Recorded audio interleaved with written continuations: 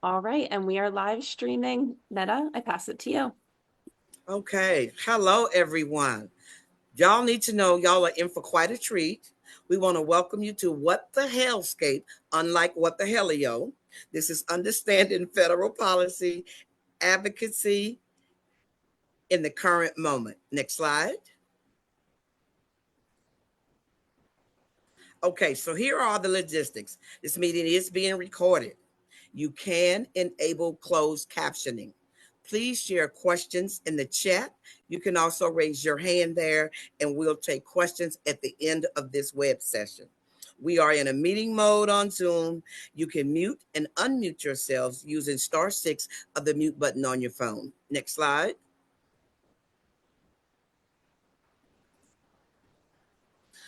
These are our two presenters for the evening. We have the amazing Max Boykin. He is the chair for Prep for All. And we have Bonita Ray, who is the chair for the U.S. People Living with HIV Caucus. I'm telling you, you got heavy hitters in the house, so I hope y'all ready. Next slide. So let me tell you a little bit about Positive Women's Network, PWN USA. We are the only, let me say that again, we are the only national membership body created by and for cisgender and transgender women, gender diverse people, and transgender people living with HIV. It's since 2008. Can you roll that slide up some? Since 2008, our meetings have created a unified voice and built collective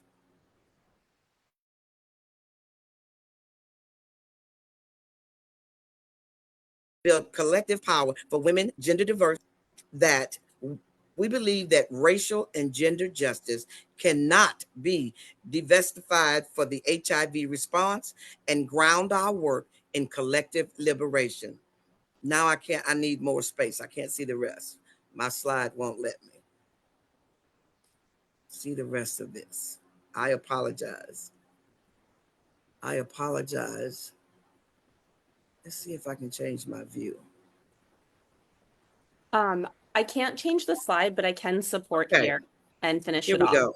Oh, I good. just picked, I think I just got it, y'all.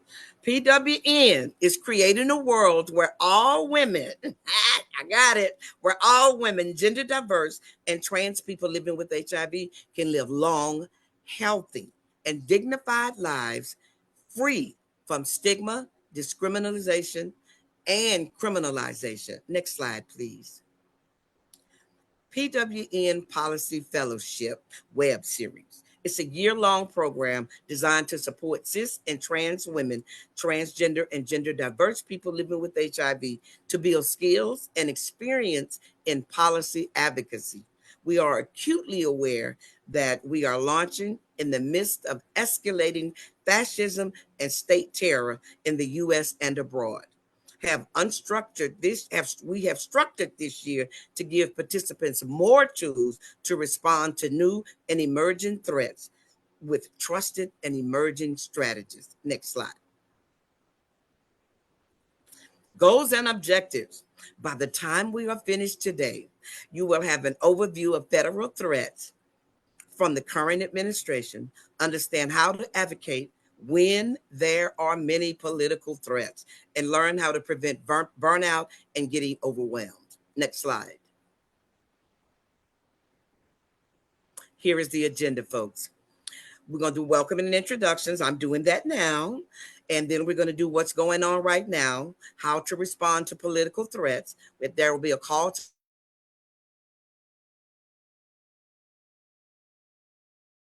and to connect with us. You'll see more of that as the slides continue. Next slide, please. What's going on right now? Now, I told y'all were in for a treat. So our very first presenter is the incomparable Vanita Ray. And for me, she is the GOAT, guys.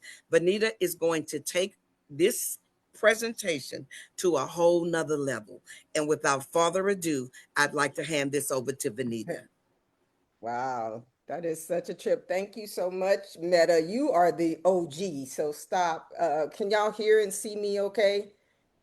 Or- Yes. Yes. Yes. Okay. So I'm not totally going to tell y'all what's going on now. I'm going to give you one way to look at what's going on right now. I just want to start off by saying me and Max don't have all the answers. We are in such a unique political moment and social moment now, y'all, that, we're there's a we've got fires everywhere, and there's stuff going on, and there's changes to the whole matrix, right?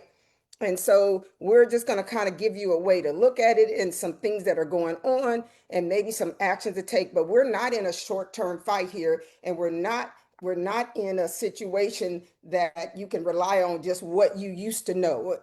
You're going to have to use some of that and learn some new stuff and reorganize ourselves to respond. So I hope folks have an open mind. Some of this I'm just learning because I am shifting the way that I'm thinking about this. So next slide. Let's get started, y'all.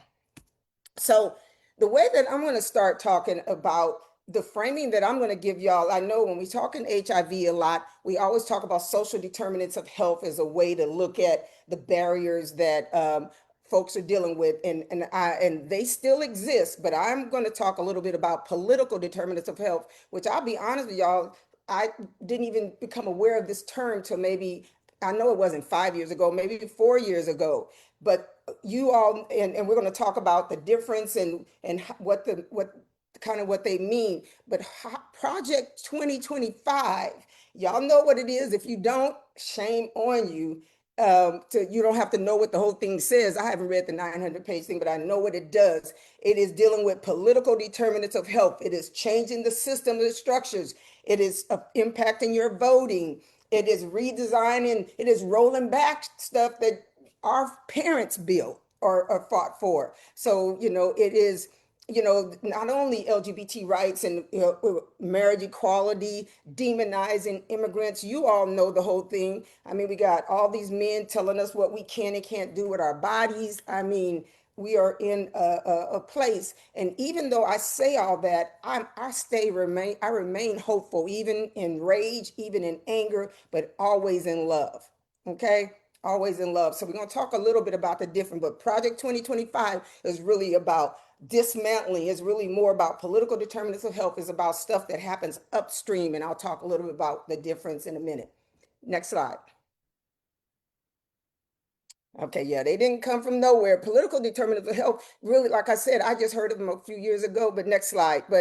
And then there's a book out that I'm gonna tell you all something about. But a few years ago, probably in 2016, I began to think differently about the work. I was in the middle of writing the ending an epidemic plan for the city of Houston. Didn't have a clue to what I was really doing, and just started off doing what everybody does: treatment, test, prep, blah. In the middle of that, I realized this shit is not the same. We've been doing that for 40 or whatever years it was then, and something didn't feel right about that, which led me down another path where I've come out of, and I've been talking about HIV as a racial justice issue, serving on councils and being all around places, and we see the data with all the data around Black and brown people. Then we go to try to make decisions that don't address the why, that is Black and brown people, by the relevant kind of media and all of the behavioral interventions. It's like we just need to behave ourselves back into negativity, right? If we would just act better. Well, if it's a racial justice issue, we needed someone to begin to ask, but why are Black and brown people most impacted? And that's when me and a few other people founded something called HIV Racial Justice Now. And we began looking at the epidemic as a racial justice issue, because we now know what is at the heart of the disproportionate impact is inequities, is disparities. It's all the things that keep Black folks, immigrants, brown folks down. And we need to start looking at that rather than just behavioral interventions, which I say I want every tool in the world out there. So I'm not speaking against that, but you're treating the symptom, which we're going to talk about in a minute, versus getting at the issue. And as we are regrouping and thinking about how we need to address the political fires or the hellscape we're in, we got to begin to think of the framing of what the problem is in order to get to the solution. Next slide. one of my biggest challenges with what I've been in these rooms and people are trying to plan about what to do. I feel like we're all starting at the wrong premise. We're thinking, oh, it's just a funding problem. We just got to get them, make them accountable. It's this, and it's more than that. There's something else going on here, but let's dig a little bit into political determinants of health. Political determinants of health are really those things that impact the social determinants of health. It's the political power, it's government, it's political will, it's voting, it's all those things. I'm gonna tell y'all, when the people who exercise real political power, their communities look different. They might have a higher voter turnout. They have laws that support what they do, policies. When we had this big ugly bill being debated, one of our legislators tried to exempt her state in the hopes that, oh yeah, we'll avoid that, right? That's somebody trying to deal with at the political level to impact her community. And one of the things we do know about the U.S., ever since slaves were freed, from that time on, this country has been grappling with the issues of providing health care and education to what was then freed slaves or what became immigrants. It's been a debate for years now. How do we give health care? Should we give health care to these people, and how not to? And so when you can oppress us at the political level based on laws and policies, and the conservative governments, our inability to get folks in positions of power who understand and could respond to what we are going through, you end up with where we're at. So this is historical. This is not something new. This is something that I call it the matrix. It's been operating in the back while we've been fighting over here. It's been the curtain behind us that, like where the wizard is at, and pulling all the other strings. I want folks to know, well, keep going. So political determinants of health are something what we call upstream. And so I don't want you to just think of yours. This is a whole system that we're dealing with though here. Next slide. But the ability to impact laws, the ability to impact policy, the ability to impact who votes, who doesn't vote, will directly impact how much crime is in your neighborhood.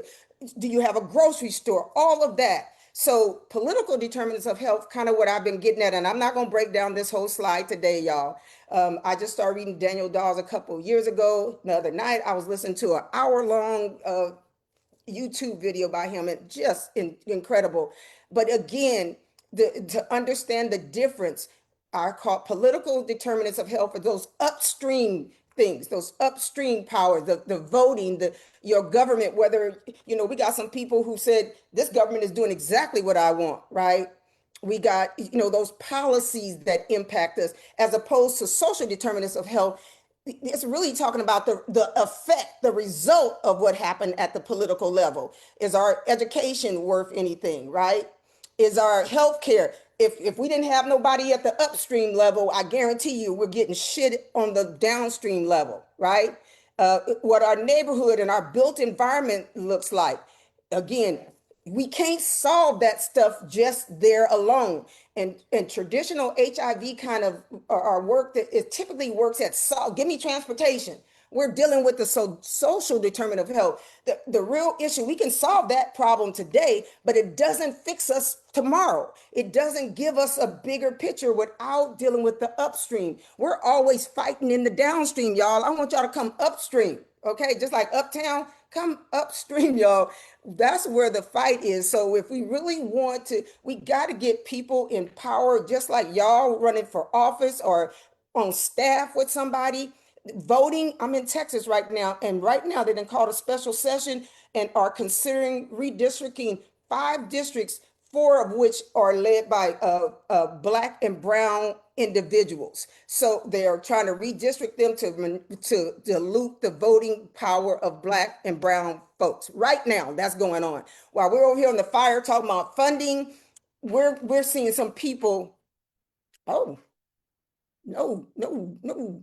We're seeing people we're fighting over here for this, they're changing the whole game. That's what political determinants that they're changing the structure of the game by diluting that power. Jasmine Crockett's district is one of them. If they are successful and they're planning to have new maps in 2 weeks, we because they're trying to hold on to the house. So we've got to think upstream sometime versus downstream. And so I'm not going to go into them all, but I hope you all see the big difference of we can deal with them at the point of the problem, or we can deal with them in both. You know, we can deal at the point of the problem, but we got to be dealing upstream before it gets to that point.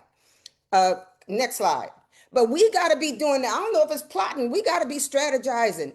A couple other things I want you all to think of. So think of political determinants of health upstream, that the power building, the policies, the political stuff. And then downstream, social determinants of health. We got to do more than figure out how to get transportation or how to get, I mean, really, we're fighting at the clinic door when the real fight happened a year ago. So something I want you all to think about too, root cause analysis. I got this from the famous Wahida, the legend. I thought differently about this till 2016, it might have been, or later. And Arnita Rogers and Wahida did a presentation that flipped my analysis upside down. So you're going to hear me talk a little bit about root cause analysis, which looking at, you know, if your car don't start, you know, you got to open the hood and see what the problem is. You can try to, you know, jump it to start it, but you got to eventually fix the problem. And root cause analysis is about looking at the problem. And I'm here to tell you what we do in HIV most of the time. We're fixing a symptom of the problem versus dealing with the problem because we lack the political will to actually deal with what the real root causes of the disproportionate impact of HIV on Black people. HIV don't know I'm Black. So why is it in my neighborhood? There's something more than behavior involved here because everybody has sex. And then racial justice, y'all, there's a lot of definitions for racial justice, but I just want you to think about, because when I say HIV is a racial justice issue, I decided to put something up here just so you get a kind of sense of what I'm talking about. In the collective practice of people of color and our allies to identify, dismantle, and heal from the many external and internal harms of structural and institutional racism. It is exactly what we are dealing with now. It is exactly what is going on now. And not only do we dismantle, if we want to dismantle, you got to be prepared to rebuild. So I always tell people, you can't just turn over a table unless you done thought strategically about, is that table needed until we build the other, or can we turn it over? You don't just turn over a table without thinking, is this the table to turn over and is the time? But one of the biggest things I want y'all to see here, it says communities of color pitted against each other is one of the many conditions on which white supremacy depends. So when we're sitting there saying, well, Black trans women got it, but this group didn't get it. Y'all, we are part of a house. If that group gets it, the whole house comes up. We got to stop, this resource allocation is a form of the scarcity idea around resource allocation gets us pitted at each other against rather than the abundance that happens for anything else we need to do, y'all. Let's hold them accountable for more, not beating each other up. Because if Black trans women get something, then the whole house gets something. If Black gay men get something, the whole house gets something. The whole house comes up. So I want you to envision our community as a house, and any place in that house that gets improved, the whole house improves. Because we're going to collaborate across communities of color to build power and dismantle systems that harmed us all. So root cause analysis, racial justice. Next slide.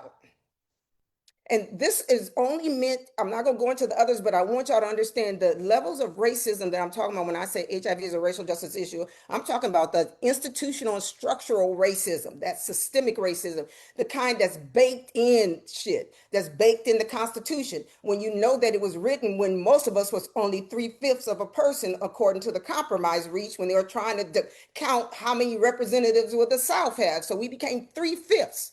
Right? So that is baked in. So they had to make amendments for the Constitution to apply to us. So, which is the 14th Amendment, the 13th Amendment to abolish slavery, not the Emancipation Proclamation, but the 13th Amendment. But so institutional and structural, it's the way that all of these systems work together. That's what we're dealing with. It ain't the one-on-one, which that exists. It's not the what I did to her. It's really the ability of people to make decisions that impact us, and they are baked into these institutions, into our criminal justice system. It's not an accident that more Black men are sitting in there, right? It's not an accident that you see only HIV criminalization being done on poor folks or Black folks. We know there's some positive rich folks, maybe, right? Structural is the way that they work together to privilege white people. So I just want you to think of institutional structural when we talk about structural racism and things like that. Keep going, just the big picture. And so why is racial justice even important to the policy and delivery? And I say HIV is a racial justice issue because it disproportionately impacts Blacks and Browns communities. If you're sitting on a planning council and you've never asked this, it's time to start. We are sitting there being fed stuff in some of those seats, and we get full on shit because, we don't ask the question, but why? But why? So that maybe we can get to some real answers. Because those social and structural drivers, that institutional and those structural racism that I just talked about, those things work together that limit our access and abilities. Classism, discrimination, all those things lead back to race, or they can lead back to class, or they can lead back, to economics, because poverty is really the greatest predictor. And still, I used to say, well, more Black people in poverty, but that isn't true. It's more white people. But studies still show that their experience with poverty is still different than ours. Okay, so I say you can't get away from HIV or race being a part of the HIV discussion. You get away from it because you don't do it in the planning councils, in the community planning groups, in the EHE, the 57 jurisdictions. Nobody said the common denominator was race in all those jurisdictions because we cannot say the truth. So all roads lead back to race and the things that come with it, that institutional structure racism that makes us more vulnerable to diabetes, to all of those things. They would say, oh, they just can't take care of themselves. But no, we have a structure that created this. So all policies, services, and funding decisions have an impact on all people, right? But I tell you now, there are no race neutral or gender neutral policies or practices. I don't care if they said they did it without that in mind. They're doing right now, it is not an accident that 4 of the 5 districts that they're looking at right now are all led by a person of color. But they will say, no, this is a race neutral exercise. Y'all, I need you all to stop believing the okie doke. That ain't possible. Just because you're telling me that don't make it true. Or a law that says nothing about race, but I guarantee you it impacts one group different than the other. So you just can't get away from this. And this idea that we could, Black folks or any other could practice racism. Let's see this definition down here. You need the power plus the prejudice to practice racism. Okay, I may not like you, but if I don't have the power to prevent you from getting that apartment and that job, ain't no racism, y'all. It's structural. It ain't just me disliking you. It's bigger than one-on-one. Next slide. I know I'm moving. Y'all need to tell me because I know. So this is where I really wanted to get to, you all. So we start off with political determinants of health, and I'm talking about you got to deal with upstream issues. When you got to fight some of this fight that's in front of us now, we can fight downstream, but some of us got to fight upstream. We've got to fight that redistricting. We've got to fight the voter suppression. And I want you to think of HIV like a tree. And the HIV is the leaves on the tree, which are the symptom. The root causes of that symptom have to do with poverty, racism, homophobia, transphobia, that even created the disparity that we are now experiencing. We are not here because we just had sex with the wrong person. We are here because structural and systemic issues that may brought viral load in my community higher because we probably move less, and poor people tend to be in one area. Oh, so we're probably having sex with the same people. Oh, so the viral load may be higher in my area versus people who are in a more affluent area whose partners can come from long distance relationships to across town. Because when you have money, you have access to other things. So the same anti-blackness, all of these other things, patriarchy, all of these things are part of the root causes that we need to be dealing with. So we've been fighting over transportation, but Transportation ain't gonna solve none of this. It's just helping us deal with a symptom of an issue that we got. So we got to decide if we can argue over the symptom, and we sometimes need to, because we got to be dealing with where we're at. But we need some of us to be arguing over those root causes. We need some of us, and right now what they're doing, they're doing structural changes. They're doing institutional changes. I mean, to talk about getting rid of birthright citizenship, ain't shit you get. That was created for Black people. Every Black person in this country should be up in arms, because that was done because we weren't considered citizens. And now, if we're not going to talk about that and they can cut that, we're the first people that was created for. That's a direct attack at us, y'all. And I just need for people to realize that. So next slide. I know my time is up, but, and I don't think this is me, but is this me? Or is this where I'm supposed to say, Max? So Max, do you want to talk about this slide, or you want me to? You can go ahead and start, and Okay. I'll add it. Okay, and go back to that other slide. So I'm just here to tell y'all. And excuse me, let me interject here too, Benita. Mhm. Just so you know, you're gonna be through when you be through. I just need to say that. Oh no, I want to get Max up, so thank you though. But ending the epidemic, I'm part of United We Rise. I've been there, and it's a Black-led kind of coalition. And our goal is to end the epidemic. And I've been saying since I got there, is that really the Black goal? Because if HIV is a symptom and it ain't about our root causes, should that be our goal? I think first of all, you defining what ending the epidemic means. What does that mean? Those of us living with HIV, we don't even know what it means. But focusing solely on ending the epidemic will not fix those structures and those systems that make us vulnerable to it anyway. Clearly, we want people healthy and alive. And y'all, we got to do what's right in front of us. Don't get me wrong. But some of us with a little bandwidth got to be looking at some of the other places, because ending the epidemic, whatever that means, will not save us. Okay? It just won't. It won't solve none of the shit. We didn't create HIV, and ending it won't fix the rest of the shit that made us vulnerable to it in the first place. Next slide. So some of us, and there's a lot being done. And even though I'm sounding very passionate, I am, and I know this is right. This has taken me since 2016 to get to this point, y'all, that I understand this.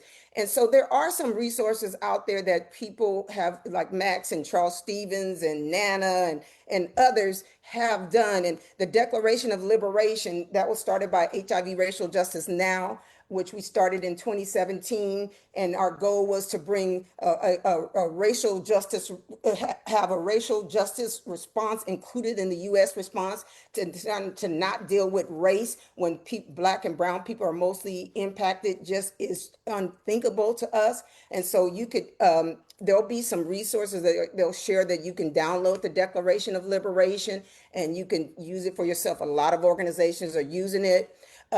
Even Black AIDS Institute, when Max was there, came up with a Black strategy to end HIV called We the People, and they even included using a racial justice approach in there, right? I've done some work with funders concerned about AIDS and really challenged them to do more than just talk about racial justice. And they formed a racial justice work group of funders. I was the only non-funder on, and we came up with something called the Racial Justice and HIV Philanthropy Guiding Principles. Those are on Funders Concerned About AIDS website right now. I was so excited after 3 years to get those out, and nobody cared. But we could be using some of those to give us language for demand for something. And then lastly, in 2017, we introduced the Declaration of Liberation to the AIDS United Public Policy Council. As a matter of fact, it was me and Arnita that introduced it in November of 2017, excuse me. And it took really until 2020 with the Floyd, y'all know what I'm trying to say, with the murder of one of our brothers, the PPC finally adopted it and created a racial justice committee. And now there's a racial justice index that organizations can use to evaluate their racial justice practices within their organizations. And trust me, that wasn't easy. And still it's still evolving as it's moving. And so I'm proud that these things exist, but we need more people talking about these things are right here connected to the political determinants of health. It's talking about a bigger issue than just can I get the clinic door open longer, or can I get my medication for free? If we don't deal with these big issues, some of those things we need at that level aren't going to be there. And we're already seeing that happening with this, what Max is getting ready to talk about in the big ugly bill. And so I think right now, I'm going to tell y'all, first saw Max in 2016 at HINAC in Alabama. And I'd never seen him. He was on that stage and talking about, I can't even remember, but I remember I knew who his boss was. I called him right then and said, "Who is this young man?" I was so impressed with his conviction and passion. You were clear what he was talking about, and I proceeded to make sure that I get to work with Max ever since 2016. And it doesn't matter to me. I learned from young folks, I learned from everybody, and Max has taught me a lot. And I can't wait to see where he goes. And so, Max, I think I turn it over to you now. Thank you so very much, Benita. And going back to that last slide, as Benita had pointed out, one of the things that we have both been a part of pouring our time and space into is both Black South Rising, but also the Declaration of Liberation that now I put out. And a lot of the fights, and Black South Rising is about talking about, one, we put out a political agenda, but also put out a memo to understand of like this is what is needed for our communities right now. And shout out and thank you to all the love that's also in the chat. One of the things that I also want to add is that my name is Max Floyd, and I am the campaign manager for the Save HIV Funding campaign, which is a collaboration between Prep for All, AVAC, and the HIV Medical Association, with advisement from PWN, along with the U.S. People Living with HIV Caucus, but it is a mix of hundreds of organizations trying to save HIV funding as we continue to have the cuts that we're seeing. And shout out, it's so good to see you, Wanda. It's been too long. And going back to that time in 2016 when I met Benita and many of the folks on this call, it was a time where things were definitely jazzed up. We were trying to figure out what was going next, and it was right before a big election. Now we are going into the second administration of this, and you can go to the next slide. And we're understanding that during that first piece, there was a lot of things that we started to dream up, think about how in which we could address what was going on with the administration. And now we understand that they're in Trump part two. It's a different level because there's more people behind them that are just doing as his bidding. MAGA has even more power within Congress, within the ways of administration, the ways in which media is even capitulating, as we've seen with most recently with Paramount, with the pieces around giving even more money to the Trump administration. And we understand that we do not live in a place where we have kings or autocrats or nothing like that. What we have to do is continue to make sure that our elected officials are held accountable for what they do moving forward. And so I'm going to go through a quick breakdown of what's going on. Republicans pulled a reverse Robin Hood. That's the easiest way to put it. The Republicans passed the MAGA murder bill, or the big ugly bill. And when it getting passed this month, it has an overwhelming redistribution of wealth. It takes more money away from people that are low income or middle income folks, and gives huge tax breaks to the rich billionaires in this country, the rich folks in this country. And that is one of the key things to understand. And we also understand that many of this won't fully be implemented until 2026. We'll also share more resources. Families USA and others have put together breaking all of this down. But the biggest thing is to understand is that Medicaid is cut, billions of money going towards Medicaid will be cut over the next 10 years. And that is important because that is also where a lot of the medication, a lot of people's health insurance comes from, that are people living with HIV, but also our communities that are most impacted by it, a lot of our Black and brown communities, and we understand that. And one of the things that I got off a call earlier with the Cost and Coverage Collaborative, which is people that are trying to do intensive research and understanding how in which these cuts will impact people, of understanding people do want to see changes in the healthcare system. They want it to be better, but they don't want what just happened. That was also proven. They don't want to see millions of people lose access to care over time. They don't want to see the work requirements where a bunch of people get kicked off just because of paperwork issues. Those are the things that will be coming from the passage of the big ugly. Next slide. And we understand again, killer cuts, $1 trillion for Medicaid over time. That's a huge reason. And these are the largest cuts to Medicaid and SNAP in US history, period, since these programs were created. Again, 17 million people cut off healthcare, 22 million people cut off SNAP benefits. But again, a lot of these won't take into effect in 2026. Some states will start early, so some people will start to feel it. Also, we will start to see rural hospitals close. We will start to see different federally qualified health centers close. We will see different spaces that are important for our actual making sure that people get access to care, making sure people can get tested. A lot of that will be cut over the next couple of years, and we will see a lot of programs that we care about start to dwindle or go away in communities that definitely need it. And then we also want to talk about the huge attacks against abortion access, and then also attacks on immigrants with huge amounts of money going towards ICE. All of these are pushing towards things that further harm our communities, but don't actually help our communities. And this is a reverse of what Benita was talking about when we were talking about 2020. A lot of it was like we wanted to divest from the things that were harming our communities, which for me that included policing, ICE, and others, and actually investing in the things that we need, like our education system, like our healthcare system. And we are seeing with the Trump administration an exact opposite way of doing that, which is cutting and stripping away those important systems and actually investing therefore in the systems that further harm our communities. And these structural violence problems are actually, as Benito was talking about, this is where we don't want resources going to. And these are the resources that kill our communities, hurt our communities, and keep away that what we actually need. Next slide, please. Wait just a minute, Max. I wanted to say too, can you go back to the other slide? And let's not forget, we talk about what's going to start in 2026, but people are already getting laid off. 10,000. I mean, y'all been seeing it every other week. Someone's called me and said they just lost their job. Small CBOs and stuff. It's already going. And even though you're seeing these cuts, that are happening, those tax cuts for the rich are permanent.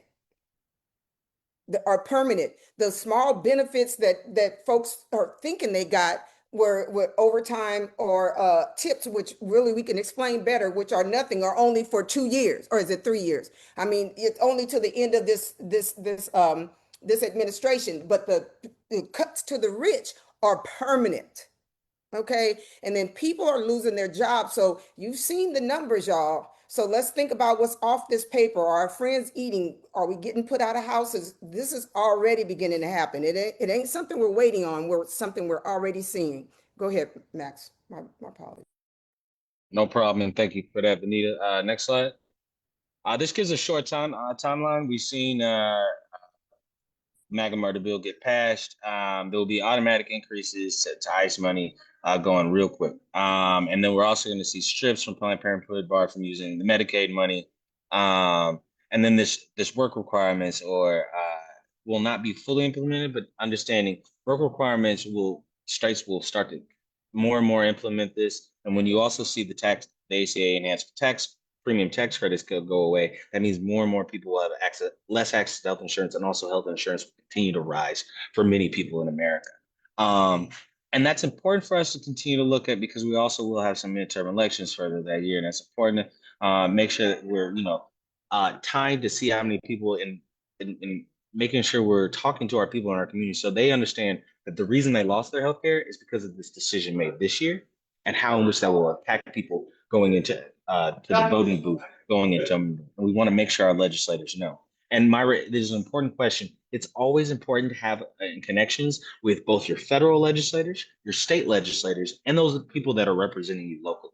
I think it's important to also always have these doing them. And as we said, certain states are supposed to have balanced budgets. So this money being cut from them means that they have to, and there are certain states already seeing this, having to go into special session now or special session later in the year to make either more cuts that they have to make to their state budgets, or for certain states, they will decide to probably try to raise more money to be able to make up for the differences. But many of our, especially those of us that live in the South or red states in the Midwest and others, you will see further cuts for this, and even less services actually being for folks because of this happening. So it's important to look over this over the next couple of years. And then when you see some of the other pieces like the Medicare work requirements starting in 27. So some of this is actually after the 26. But we want to also continue to hold people accountable over this continuous summer and going into the fall, and then going into 2026 for what they have done that will impact us for the next 10 years. I won't go as much into the calendar. Please, we will definitely make sure that folks have access to these slides, but it's important to see this and how some of this is also pushed further along so it doesn't look as bad for the next couple of elections. And that's what they're also trying to hide these cuts that will impact us for 10, 20 years by also just saying, by allowing people short-term memory to forget what's going to happen long-term to them, and say like, oh, we'll see some short-term good things for certain people, but not actual sustainable change that we need for our community. So that's important to say when we're actually talking to voters and moving forward. Next slide. And what is this when we talk about like what's next in the budget fight? It is appropriations. Appropriations. So what we've gone through now is reconciliation, which was finishing up and understanding how in which things were supposed to be done for fiscal year 25. And we also saw things within that around the rescissions, which is rescissions is, and this is important to understand, is when they take money away from money that was already previously allocated, which is what they tried to do to PEPFAR and have done to both the public broadcasting network along with NPR. But what we want to make sure folks understand is that in the next couple of weeks is that we hold our legislators accountable by setting up in district meetings. And if you haven't heard, we have a wonderful training around in district meetings for the Save HIV funding campaign. But also that means not just setting in district meetings, but also town halls. We also shout out to Crystal, who's on the call, who helped with that training as well. But those are also important pieces for our folks to be able to understand, hear, listen, and get more information so they can make sure that they're making an educated vote in 2026, 2028, and other future pieces, but also understand why and how they can continue to support right now. And to support the current coalitions, such as the Texas Strike Force and others that are trying to continue to hold these, not just our legislators accountable, but also those people in other positions accountable. It's important, as we talked about this on a couple meetings, it's important to disrupt the Ryan White Planning Body Council meetings that are going on as well. That is important for us to do. It is important for us to ask the hard questions of like, do we know that we're going to keep the funding more forward? Do our community continue to have these resources? Is anyone worried about closing? I've been to a Ryan White Planning Council meeting where the next day they found out that they were firing 17 people in the area. And what the good news is, though, because of a different advocacy that other folks have been doing, both in the internal side and on the external side, we just found out many of those people just all got their jobs back in the Atlanta metro area. And that is wonderful news, but that is not enough, right? We still have to talk to our state legislators, make sure that they invest more money to us being able to do this. And also, as I shout out Lisa McKinley Beach and Dr. Daniel Driffin for doing conversations across Atlanta to talk about what would it look like for us to actually start to raise the funds, talk to influential people in our communities to be able to raise the funds for our community to be able to end the HIV epidemic for ourselves, to be able to actually make sure people get the care that they actually need. And actually to do it in dealing with the social determinants and political determinants of health that are going on right now. Because we have to do that work outside of what the government is doing right now, because we know they are not going to fully save us. But we also have to hold, especially in the month of August, our people accountable, especially our legislators accountable for the decisions that they have made over this month. And so it is important for us to still exercise our right of letting our legislators know what they have done. But I also want to bring this up because other organizations such as Family USA, Popular Democracy, and others are helping in some of these spaces, these MAGA Republicans are not meeting with their community. They're not meeting with folks to have the town halls. And so progressive members of Congress, along with others, will be helping and working with other organizations to host town halls in those communities. And we encourage all of our folks to go to those to also make sure that the issues that are most important to us are fully heard in those spaces and brought up in these larger coalition meetings and spaces. And something else that Benita's always talk about, what's next in this fight is working in coalition with more and more organizations and entities to bring this broader issue of healthcare access, of racism, of people having access to employment, for people to have a dignity in their lives. All this is important, and then that means we work with these different organizations. We come together and we fight back together as one against these issues, and it's important. And that is also the important work. So it's not just meeting with your research, which I will continue and always continue to bring up constantly, because I do think they have to be having conversations with us so they can be accountable to.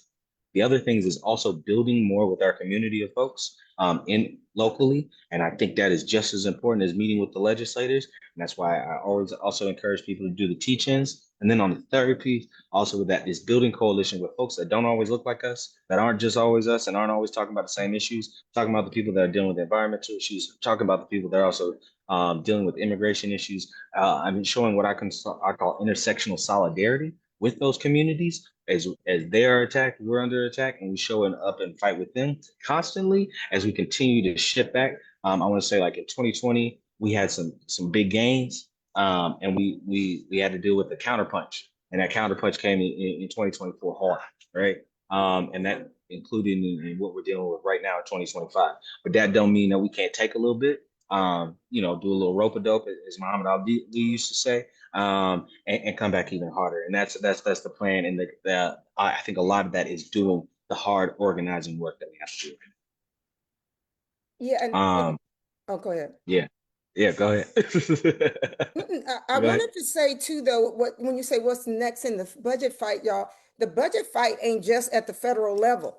So all of this stuff that we've been talking about will result in less federal money being paid to the states, which means y'all are gonna see the ripple. Stop looking at DC.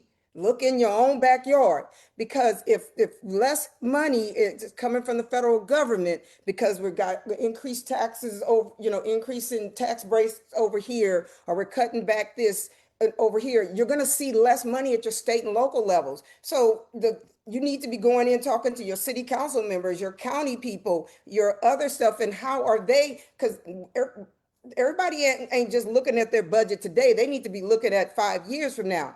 And those are some of the questions you can be asking your people. How are we preparing if we are a Medicaid expansion state, and now instead of 90% in this big ugly bill? And that's another thing. Stop spreading their talking points. DEI is a new N word. Okay, let's just be woke as the new N word. We're not going to talk about no beautiful bill that's big and ugly. So I hate when we use their language, and let's not share their talking points in terms of the tips and stuff, because without the small print, you don't know that shit ain't real. But if you were expanded and you were getting your jurisdiction was getting 80% back, and now it's going to get 90%, that don't sound like a lot of money, but it is.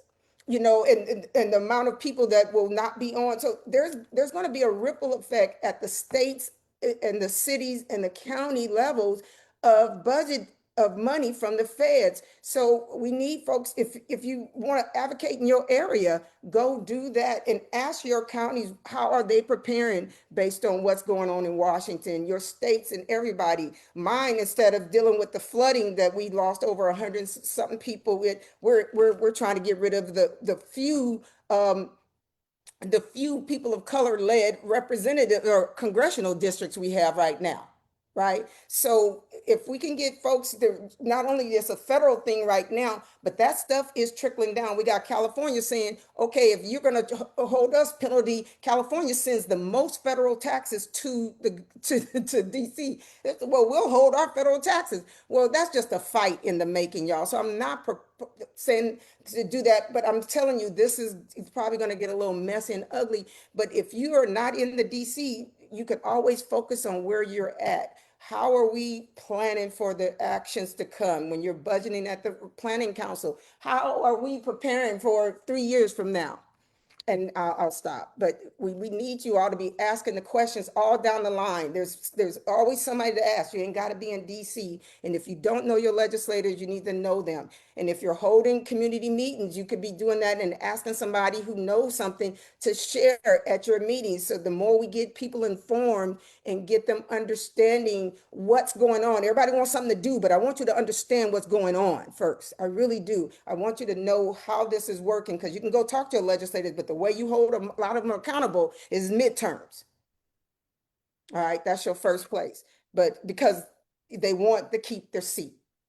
Go ahead, Max. I'm sorry, I lost my train of thought. Oh, it's all good. It's all good. I think there's also been some like wonderful questions I've also seen in the chat. Connected to this. I have Y'all two. help me out with y'all help me out with any of the Hey questions. guys, this is Meta again. I just want to interject here. This is that point where we have questions and comments, and I'm sure that I don't have to ask any questions because the chat has been popping. Well, y'all, we So- need y'all to sort them out for us. And I see a hand up here and everything. So Yes, I I'm do. gonna put myself Myra on or mute. Kelly, can y'all help me with the chat? I can help with the chat. So I actually think let's go to the person who has their hand raised first, and then let's jump to the chat. So I'm going to pass it over, Denise, to you. And then folks who asked a question in the chat, you are next. Thank you. So I love everything that I'm hearing because I really wanted to be reintroduced to understanding policy and how I could take action. So everything I'm hearing is great. My only concern is that we're still at a point where we're not coalition building amongst ourselves. I still hear people say, I'm not dealing with PWN. I don't want to work with them. I still hear that kind of in infighting amongst entities or people that need to work together to get the job done. So I think at some point we have to look inward and see where we're with the gaps that are missing that helps us to stick together to accomplish what we need to do, because I'm tired of hearing the pettiness amongst us. I've been in this for 30 years, and I feel like we haven't advanced as much as we could based on that kind of infighting. I want to, and thank you for that question. And before Benita jumps in with this one, I want to say, because I've heard different critiques at organizations from both of working with PWN and the caucus on different spaces. And one, I want to say fuck those organizations. But two, the more important piece is it's important for us to as entities that are representing people living with HIV, that they fundamentally be centered in this work, as this is also continuing to move forward. I also think a lot of those entities that question it move scared, move in a way that doesn't actually center the people that are most impacted, and are and fundamentally should get out of the way when they do this stuff.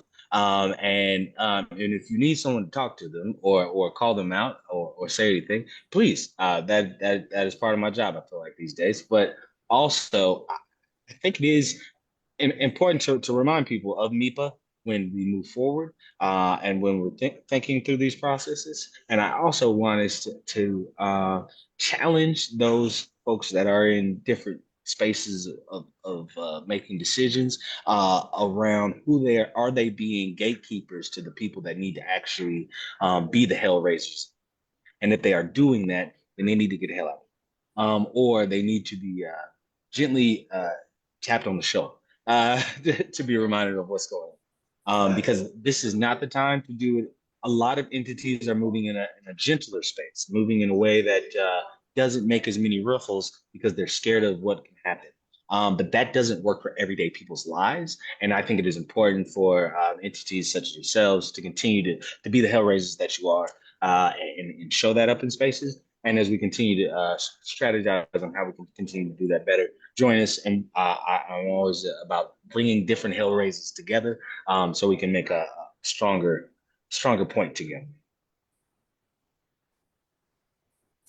Yeah, I didn't have much to say because I've been doing this a long time too, and I just don't take time to pay attention to the people who say they don't want to work or something. That all they got to say it is once, and I'm moving on. I'm focusing on the ones who do. There are people who are ready, willing, and able to work, whether it's with PWN or not. If you Our future is going to depend on us coalitioning together. I've been preaching it lately. I'm presenting it in Florida in a few days. I mean, it depends on that. Stop focusing on the ones who won't, because I guarantee you there's enough of us who will, and we got to get started. My goal is always to make this table so loud, folks got to pay attention. And I've seen folks change over time.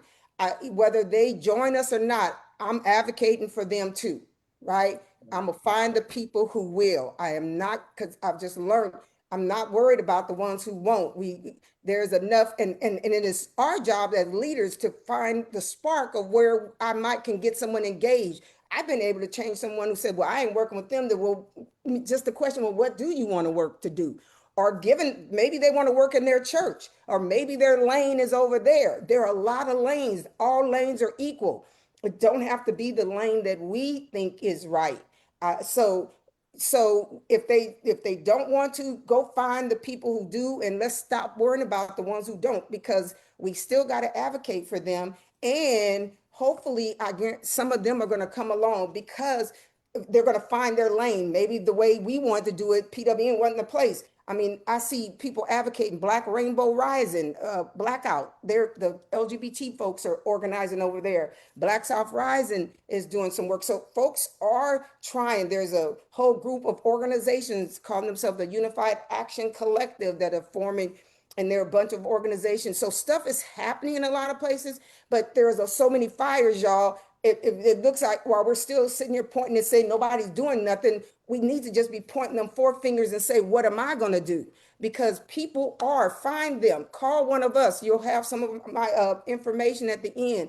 I can tack you to people. What I feel like, there's so many fires, folks are overwhelmed. Where do I go first? Right. Shit, I don't know where to go. So it feels overwhelming, or you don't know what to do, so you don't act. And I understand that because it's overwhelming. So let's give some grace to each other, and then show people what to do. Even if if you're doing electoral work, I say, why haven't you started? Because we need to have people involved in more than just the general election this year, this election season. So we need to be getting folks educated so that Stacey Abrams, one of the things, she changed some of her strategy, where she was at one time just let's register as many people. Now her focus is we need to turn out informed voters. So start getting them informed right now for 2026. It ain't too early to start getting them informed so that they will be informing others. So I'm gonna let that go now. But thank you for the question, because we see it all the time and it's discouraging, but see beyond that and find the person who's willing to go. How about questions from the chat? Do we have questions from the chat, Kelly? We do, and we also have a hand raised. Is someone from someone from a Samsung asked Samsung a S9. couple, yes, asked a couple of questions, basically about kind of reconciliation and what is actually being reconciled in this bill. And Vanita, I thought you really helpfully kind of made a distinction in the chat between reconciliation. I can't remember how you put it. Like it's a term for what it's a term of art for what they're doing. So I want to pass it to you.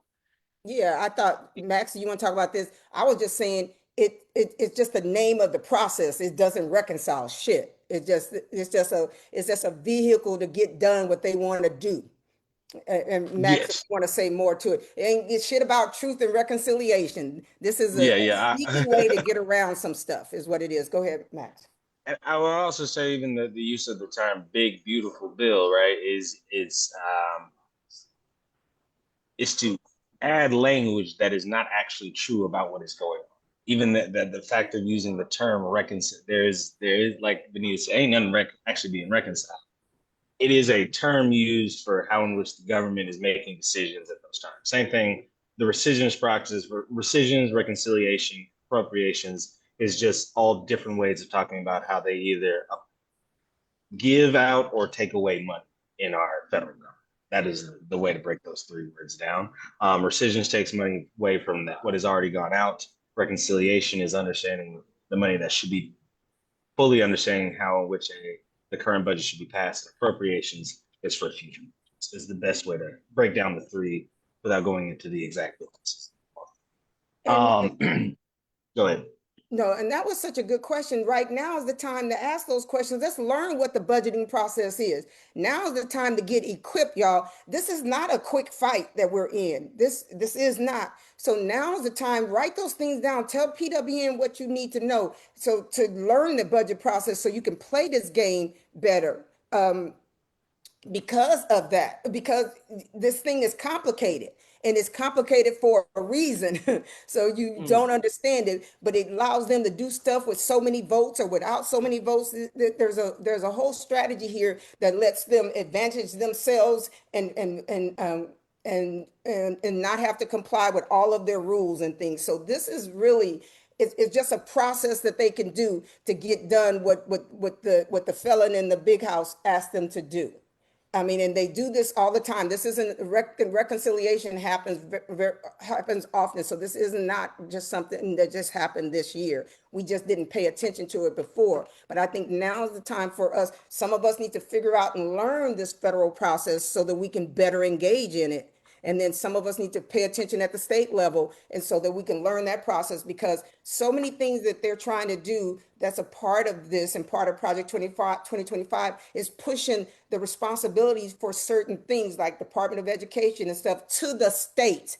And so with money is going to be taken from the states because federal government is giving less, how's the states going to afford doing education? So this is a bait and switch, y'all. A lot of this shit is going on. So a lot of the fight is gonna be at the state level. So it's no shame in start to learn your state processes, or and some of us get very informed on the federal processes, because we're gonna need them both.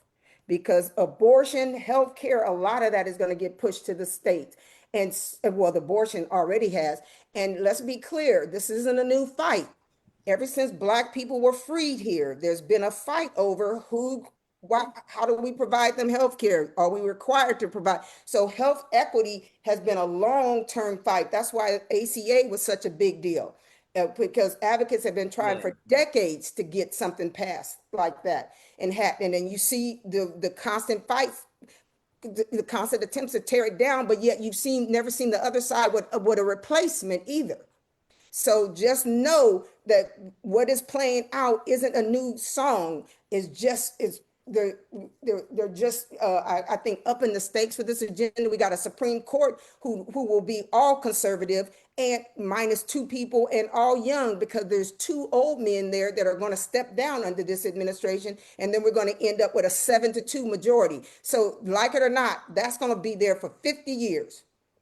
So state level is, I like working at the state level in that kind of context. So I'm just saying the whole dynamic is changing, and now is the time. Instead of trying to act fast, let's act smart. Let's get this Max has a lot of stuff that he can tell you about you can do today in terms of, fighting the funding cuts or getting trained. But I say let's spend some time getting trained and plan, and let's build mutual aid. I saw Myra put that in, because one of the things, especially in the South, we want to make sure our people are eating, right? So how can we centralize where folks can find food pantries and things, so we can deal with that while we are figuring how to fight back, right? Because HIV isn't our only problem.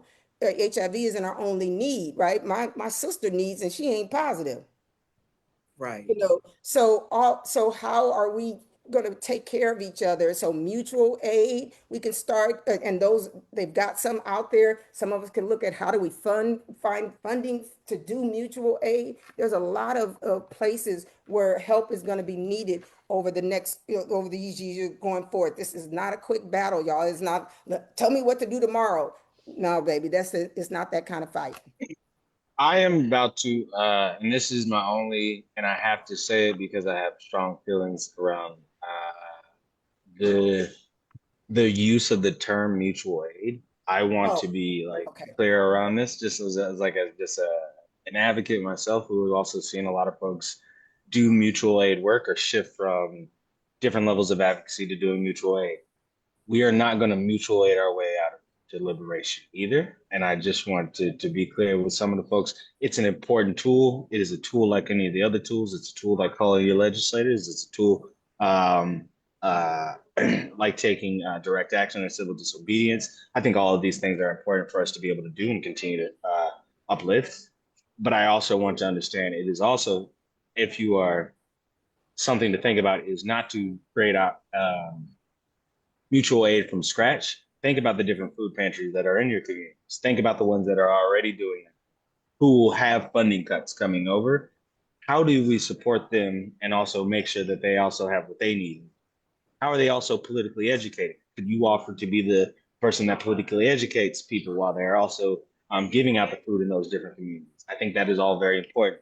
I'm also saying all this while I'm in Jackson, Mississippi. I know a couple of folks on this call actually are as well that are planning to be a part of the ETE University that Act Now and Age Coalition is putting together. And also, I want to shout out Kelly for putting in the training series, both PWN's training series, along with Save HUV's funding training series. We got two coming up, the digital advocacy training, along with the direct action training. As we also, as Benita was talking about, we want to get our folks even more trained up. And you can also find recordings for our traditional media engagement, town halls, and legislator engagement, setting up in district meetings as well. So we will definitely continue to have trainings to let folks know about how in which they can engage legislators, but also doing the next steps of also engaging community and getting more people also involved as we get ready for what we want to do in 26. And I think other people are starting to think about like what are our policy things that we need in 26 and 28. I saw that question earlier around like how do we start to think about a policy agenda then. One of the things I will ask anyone here to do is look at some of the different organizations that put out policy pieces. And a lot of the things that we put out in 2016, 2017, 2018 still resonate and are still policy things that we need now. People still need more access to healthcare. And this is the time to go bolder, dream bigger in the time of what is actually needed, because we got to get ready for what will be our counter to what is going on. And not we just want a counter of getting what we had back. We want even a better system. And that is what I think American people want. I think that's what the world wants, is a better system that actually takes care and centers people's health over just profits, which is what we are currently seeing from the current administration. Thank you for that, Max and Vanita. Miss Margaret, I do see your hand, but what I'm going to do is I'm going to have us go to the question that Michael asked. How do we stop reacting and begin policy agenda planning for post midterms? Because it feels like that's where the conversation is going right now, is like, okay, what do we do going forward? How do we respond? So Max or Vanita, whoever wants to kind of field that question first. So I totally, wow. I am not reacting. I am learning. People keep saying, what should we do? Going to move. This moving fast, I don't think is the way, especially when some of us are really trying to dig deep. I think there's some folks that are organizing, and Max will talk about that there are some things to do. And I don't think those are reactions. I think those are responses. Those are advocacy responses that we have done before, some that are new, that, we're using the tools that we have. And so to me, I don't see a lot of reacting. I see people kind of stunned about not knowing what to do more than I see reacting. But I think some of us want to react because there's so much happening. You want to do something and you're not quite sure what it is. I really support the folks. So on two sides, there's some, like Max says, planning actions right now and engaging with legislators, engaging with the media and those kind of things right now. And then there's some folks like I said, part of a group, Unified Action Collective. They've been meeting since April, and they've come up with a strategic proposal and a funding proposal about trying to keep service delivery up. I just edited and put my comments in it yesterday.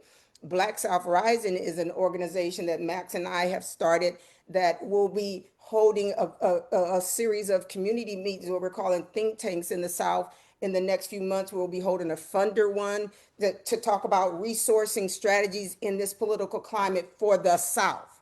We recognize that from an HIV funding perspective, Compass Initiative and Southern HIV Impact Fund, those were two dedicated Southern funding streams, which I've been concerned about.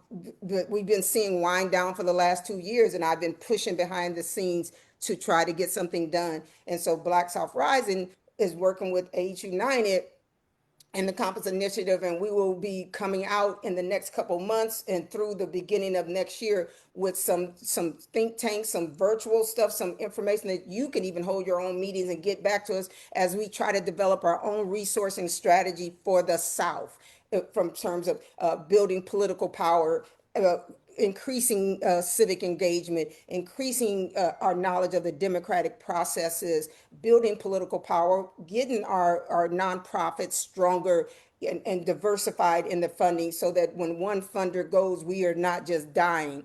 Doing more coalition building. So that's the effort BSR is taking. We are seeing ourselves as a coalition builder. We are seeing ourselves as a network builder to build a ecosystem in the South for resource sharing and things like that. And so we'll be going around and we're hoping to bring funders down, but at least having talked to them of what the strategies is. It syndemics is the way we should be going.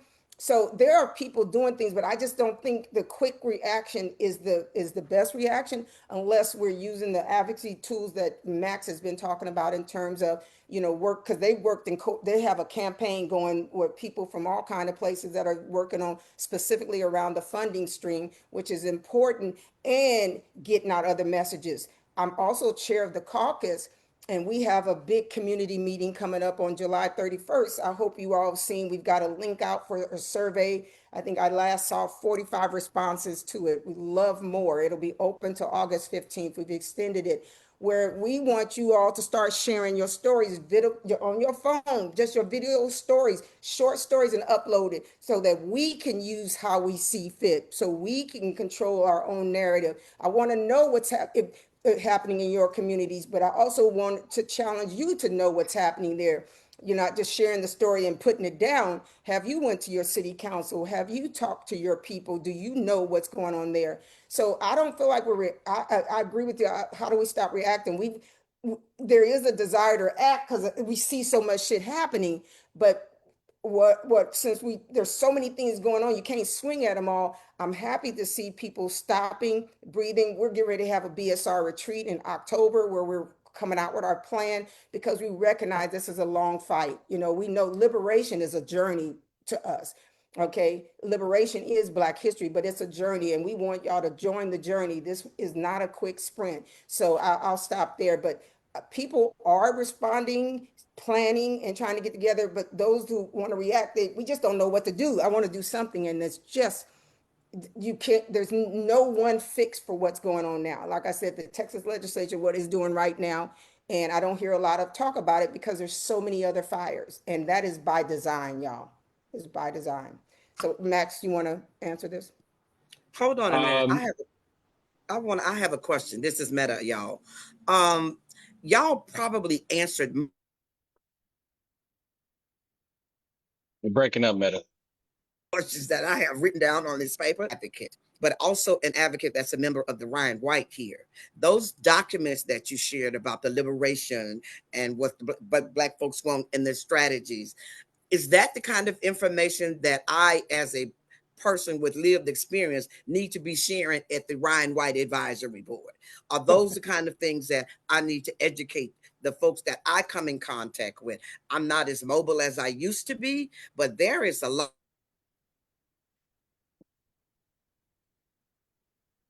to be done, I'm out of. and I really wanted, I don't.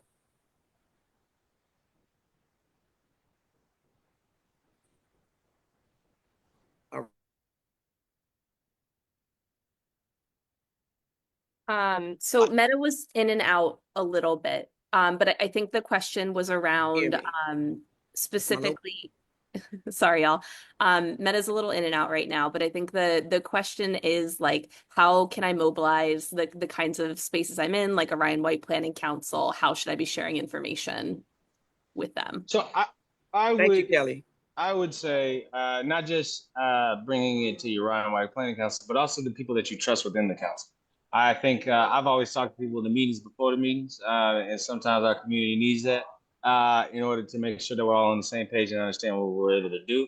But also sometimes it's the meeting after the meeting to be able to go deeper in the deeper context of what's going on. It's not always the easiest to be able to go through HIV racial justice now and talk through the depthness of that Declaration of Independence in a 1 hour sitting.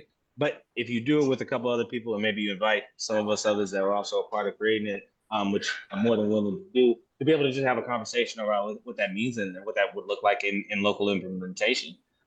Because a lot of these were built in more in a national scope or an understanding of these different theories of how things are impacted. But it is important to actually have those conversations. As Benita has also said, how we get to this point is not by being in our own siloed spaces and not having deeper conversations. We actually have to have the deep conversations and also have the conversations with the people that don't always agree with us. And that includes people within our communities to be able to understand what they're going through, understand what you're going through, and you're also purview to then be able to talk to them and tell them, like, oh, this is the actions that we can also take. Because the other thing that I talk about the response is some people just feel stuck. They don't understand. They just feel stuck. It don't matter what I do, or it's not going to do it. And that's how some people even feel when talking or engaging with some of the legislators. So in order to do so, having those deeper conversations, having the conversations after the meetings or before the meetings, when it comes down to planning council meetings, I think is an important piece. But it also means having maybe some dinner afterwards with some of the folks in the group that have energy around that, so you can also build deeper with it. Yeah. I think that's an important piece. It's to build deeper with people that are also down to go deeper with. Yeah. And so I think that's important when showing any of this information. Some of these people, aren't all going to be good with it, but if we can do that, I think that's an important. Yeah, and so I love that question. I don't think let me speak from my perspective. Declaration of Liberation, in my opinion, isn't for the Planning Council, it's for you. It's to change your thinking. It's for you to get your people together. Let's be real. Based on the new N word that's called DEI, now the federal government, which the Planning Council is a part of, can't say shit with race in it. So remember that. So it is, so I can go into a place that we can't talk race because my frame of thought is different. So because you can't, to me, in the Ryan White Planning Council, when you never talk about why Black folks are the ones, that's the question. You find once you educate yourself and some other people, and y'all sit down and maybe invite some of us in to have a study group around the Declaration of Liberation to learn that, so that maybe the question we go in there with is, first, and I'll start with the Planning Council. Every time they show a slide with the data, I'm pissed off because the next slide moves on. Data without context is violence. Data without the story. So I start in Texas over here, and I don't go to council anymore. Is stop putting data up there without showing because.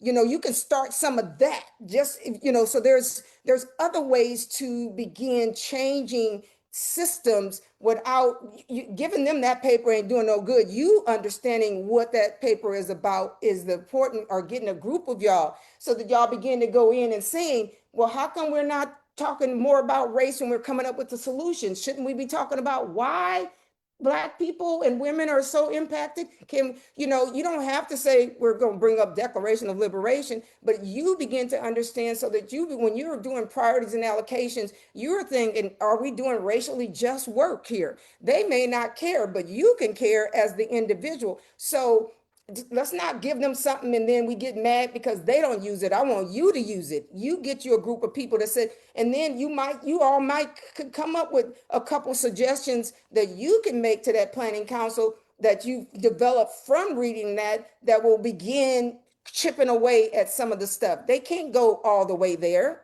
That's the federal government. But you can begin to say stuff like, let's stop showing data without showing the because. It just makes it look like Black people don't know what they're doing. It just, do we ever have a document that says why? And I don't want the document that says there is because we use drugs and we're homeless. Well, I was a lawyer and came up positive. It ain't because we use drugs and we homeless. Okay, that may be one factor of vulnerability, but let's stop. Can we get rid of the word? Now, our planning council doesn't use stigmatizing language anymore because our people advocated for that, and slowly they've been taking it out the document. So there are other ways to begin to shift the thinking. You could talk about MIPA. Why not take MIPA there and use MIPA as a way to center Black and Brown people and women? So how is our council being MIPA centered? And if you're MIPA centered, it's got to have some Blackness in it, since that's who the MIPA is. So there are other ways to get there, okay, without just giving them the paper. Y'all understanding the paper and start practicing what that paper is telling you, or the kinds of ways it's kind of encouraging you to think political determinants of health. Now, I would go in there and say, can we get a presentation on political determinants of health versus social determinants of health? That's something we can ask for. But don't just be asking. Say, I have somebody that can do it.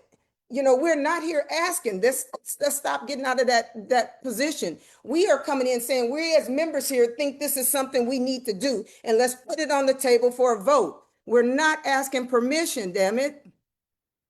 So it requires us that's taking that strong stand, saying who we are, what we are, and whose we are, and start creating some change. And when that part that Max was talking about, that before and after the meeting, then there might be three of you saying it because y'all talked last night and y'all agreed, so you ain't doing this by yourself. I remember one time Marnina told me about some housing issue she had.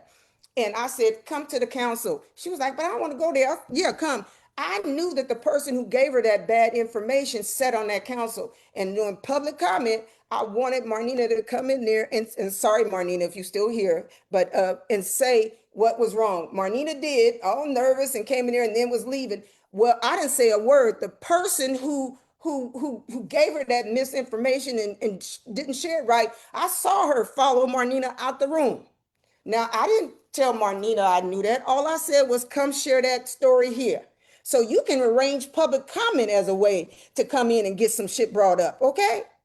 So Marnina came in, did that. That woman followed her out. I don't know what they said because it wasn't my business. I just know I was responding to the moment and putting shit in place so that it could get heard by the right people. So you got to be strategic, okay? I'm gonna stop.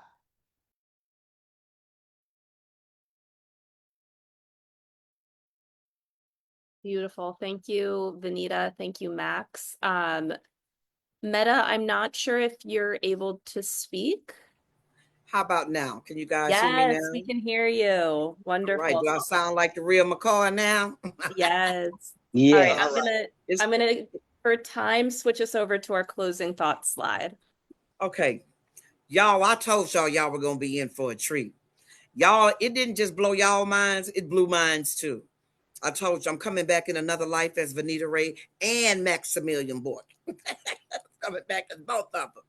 So, with closing thoughts, there is so much going on now. So, let's hear a closing thought about what gives you hope. Vanita, can you answer that? Y'all do. I am a lover of community. It is so simple, y'all. As angry as I am, my love is the only thing that puts that fire out. My love of community. I think community is bigger than the individual, and I do believe in collective action. And it keeps me hopeful, even in shit like this when I'm Yeah, upset and maybe can't get my medicine and whatever. It is you all and its community and the collective belief that liberation is our right, right. equity is our right, and I don't believe in the little side statements. I'm just serious about that. I love you all, and it is my job to leave this place better than I found it. And Thank you I'm so much, sad Vanita. because my grandson still can't drive while Black. Okay. Huh. So, but it's love of y'all, and I will say that I love you all. You hear passion; it's not anger. I used to apologize for that. White folks, get over it. I'm passionate and loud. Okay, but if you call me, if you email me, we're happy to talk. Thank you, Vanita. Maximilian. Yes. The big thing is I encourage people to find your community, engage your community more, and encourage yourself and then others to be able to take more action. I think that's an important piece and important for us to continue to be able to do. And that action can look like in different ways. It may look like engaging in legislators. It may look like engaging more folks in your community. But I encourage you all to take action. And then I encourage you to debrief said action, think about what was done and what then can be done better and move forward. And reach out to some of those folks as you continue to understand. Margaret, I saw your hand, so you want to put your question in the chat.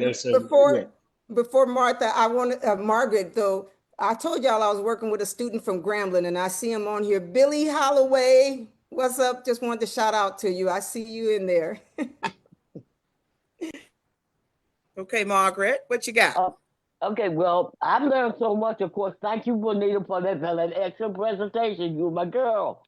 And thanks, Matt, but I've learned a lot of information because I know who my representative is, and I've got a lot of information that even if I have to make an appointment and sit down with him one-on-one, I know what I need to bring to him and bring to him for him to take a look at. And as far as this beautiful bill is, ain't nothing beautiful about it. Ain't nothing beautiful about it because Stop calling it beautiful. You mean the ugly bill? Don't call it beautiful. Well, I can call it something else, but I'm gonna be Christian about that one. But but anyway, and like I said, because a lot of stuff that has been set up for us is being taken away from us that we worked hard to build up. And before I let that happen, I'll go and talk to my representative because I didn't get a chance to talk to him at the Day on the Hill event here, but I do know who he is, and I'm gonna call and set up an appointment with him and talk about some of the issues that's going on in Washington that then he can take forward and let the people know in Washington what's going on here and how it's going to affect us. Take somebody with you, Margaret. Don't go by yourself. We don't work alone. All right. Thank you, Margaret. Thank you. Thank you so much. And I think for me, if I had to think of something that gave me hope, believe it or not, it was this information. It was this entire webinar because I came into this not feeling well. I had a major surgery about 4 weeks ago, and today wasn't a very good day. However, learning what I learned today and all of that information that not only that I can learn for myself and to be able to transmit that to others, that gives me hope. Thank y'all so much for being here. Yeah. Thank you. All right, folks. Oh, sorry. Go ahead, Benita. I was trying to put the book in the chat. That if you're interested, I got people reading Political Determinants of Health. It's changing our framing of what the problem is, y'all. I want you all to think a little differently about it. It is bigger than HIV, as you know, but so we got bigger issues. We can deal with the symptom, social determinant of health at the point of the problem. Nothing wrong with that. All lanes are equal, but also remember there's a whole big framing that we've got to deal with. They're changing districting. That changes the game. We're talking about institutional and structural issues here. So it's bigger than what we've done before. So let's get ready for it. Let's get educated, get prepped up. And I don't mean to prep, but if you need that too, I want you to have that. But let's get trained up and get ready. This is not quickness, y'all. Okay. Thank you, Benita. Thank you all for having us. Beautiful. Thank you.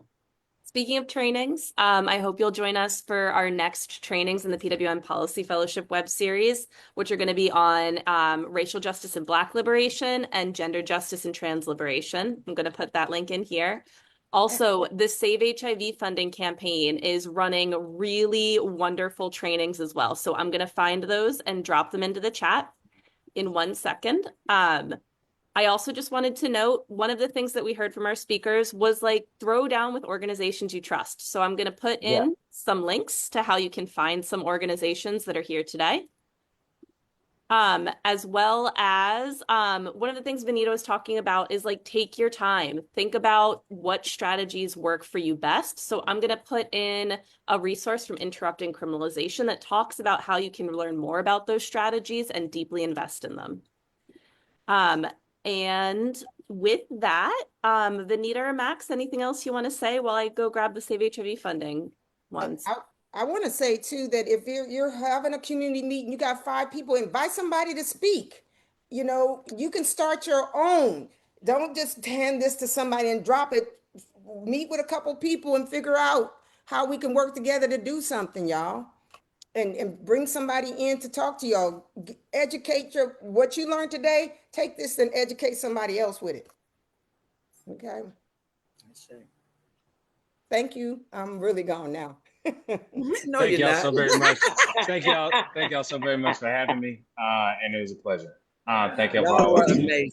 Y'all and were allowing me in absolutely the amazing. space. Thank y'all. Maximilian. I'm Thank you, gonna start calling you Maximilian. Maximilian. Bye, y'all. Y'all Bye, have a y'all. blessed evening. All right. Y'all Bye. too. Thank you all. Thank y'all so much.